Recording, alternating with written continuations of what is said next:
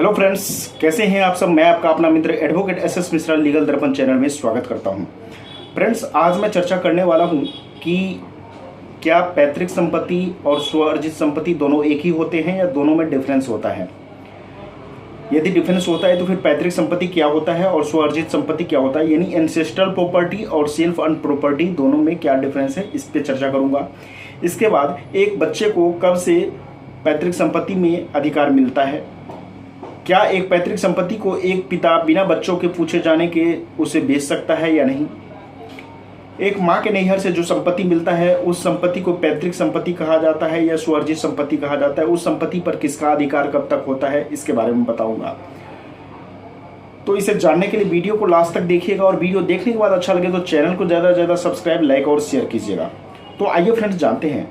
Friends, पैतृक संपत्ति वो संपत्ति होता है जिस संपत्ति को हमने अपने चार पुरखों से, चार जो मेरा पुश्त है उस पुश्त से, चार पुरखों से वो संपत्ति बिना बंटवारे के आ रहा है और उस संपत्ति को अभी हम बंटवारा किए हैं अपने भाइयों में, तो वो संपत्ति जो है हमारी व्यक्तिगत पैतृक संपत्ति कहा जाएगा, ना कि व्यक्तिगत स्वअर्जित संपत्ति। लेकिन यहीं पे यदि हम अपने खुद की कमाई से कोई प्रॉपर्टी खरीदे हैं तो उसे हमारा स्वअर्जित संपत्ति कहा जाएगा, सेल्फ अर्न प्रॉपर्टी कहा जाएगा। एक बच्चे को हिंदू सक्सेशन एक्ट की धारा 6 में साफ लिखा गया है कि एक बच्चे को पैतृक संपत्ति में जन्म से ही अधिकार मिल जाता है। हिंदू सक्सेशन एक्ट में 2005 में सेक्शन 6 में अमेंडमेंट किया गया और जिसमें साफ लिखा गया है कि बेटी को भी अपने माता पिता के संपत्ति में समान अधिकार मिलेगा बेटों के जैसे।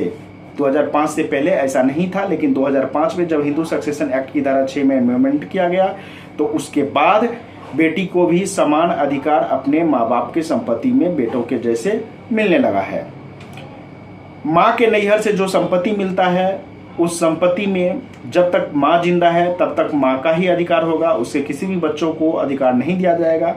इसीलिए उन्हें पैतृक संपत्ति के अंदर में नहीं रखा जाएगा, उसे माँ का संपत्ति माना जाएगा जो माँ के नैहर से प्राप्त हुआ है। यानी हमारे नाना नानी से जो संपत्ति प्राप्त होगा वो हमारे मदर का संपत्ति होगा, ना कि उस पर मेरा अधिकार होगा जब तक कि मेरी मदर जिंदा है। लेकिन मेरी मदर जो है मर जाए, जब खत्म हो जाएगी, जब वो स्वर्गलोक को प्राप्त कर लेगी तो उसके बाद जो है उस संपत्ति पर हमारे सभी भाई का, बहनों का उस पर अधिकार होगा।